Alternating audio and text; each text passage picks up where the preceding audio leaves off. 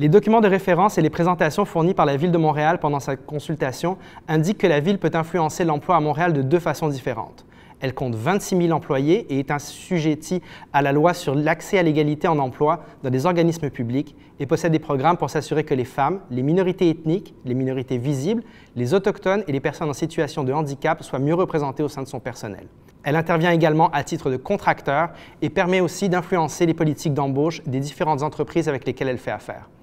20 062 personnes ont des postes permanents à la Ville de Montréal et sur ce chiffre, 10,6 % se sont identifiés comme appartenant à une minorité visible, 5,5 % se sont identifiés comme appartenant à une minorité ethnique, 0,3 % se sont identifiés comme appartenant aux peuples autochtones et 0,8 % comme personnes vivant avec un handicap. On se rend compte que les minorités visibles, qui représentent 34,2 % de la population de la Ville de Montréal, sont sous-représentées avec 10,6 % des postes permanents. Les peuples autochtones, quant à eux, qui constituent environ 0,7 % de la population, représentent 0,3 % des emplois permanents. En matière d'emploi à la Ville de Montréal, la Commission a reçu nombreuses interventions à cet égard. Les participants et participantes ont parlé de défis en termes d'embauche, de maintien en emploi, de progression en emploi, mais également de formation et toute la relation avec les fournisseurs. En termes d'embauche, ce qui est soulevé, c'est beaucoup des questions d'opacité, donc peu d'accès à l'information, peu de rétroaction dans les processus d'embauche de la Ville de Montréal. On demande aussi à la Ville de se commettre et d'avoir des objectifs contraignants en matière de représentation des personnes racisées et des personnes autochtones. En matière de maintien en emploi, ce qui a été soulevé, c'est les conditions sur le lieu de travail, donc des incidents de harcèlement, nombreuses des conditions aussi de microagressions qui ne sont pas adressées par la hiérarchie sur le milieu de travail à la Ville de Montréal ont été soulevées. Donc ici, ce que des participants et participantes notent, c'est parfois lorsqu'il y a incident et lorsqu'il y a plainte, ce qu'on voit des mécanismes en place par la Ville pour y faire face, déracialise la plainte. Donc, enlève ces éléments-là et vont parler d'un harcèlement plus général au lieu du harcèlement de nature raciale.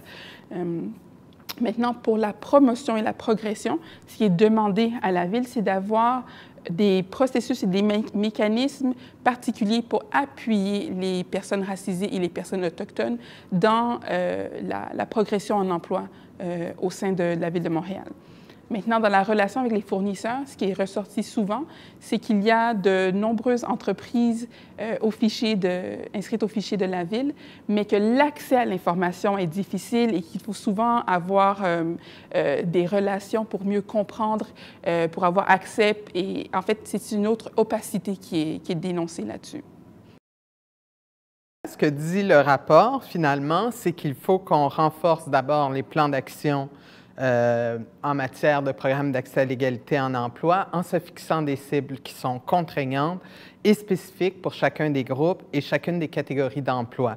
Il faut vraiment qu'on puisse se doter la Ville de données différenciées qui va permettre de voir quelle est la progression en emploi des différentes personnes. On parle également dans le rapport de favoriser des stratégies novatrices de gestion des talents. On s'est rendu compte, notamment, ça a été porté à l'attention de la Commission, qu'il y avait des pratiques qui existaient déjà de faire des promotions, particulièrement dans les emplois de cadre, qui se faisaient sans concours affiché, dans une optique où on améliore les compétences des employés, on les prépare à mieux relever des nouveaux défis. Donc, il faut aussi que ce type de mesures puisse bénéficier aux groupes racisés et bénéficier également aux personnes autochtones. On parle d'un programme de redressement, de la nécessité d'élaborer un programme de redressement et de promotion qui est particulier à la relève féminine pour les groupes ciblés dans les programmes d'accès à l'égalité en emploi. Et parlant d'affichage et de promotion et de règles de promotion, ce serait important qu'on puisse aller chercher la collaboration des syndicats pour proposer des mesures qui vont également permettre de faire plus rapidement le rattrapage.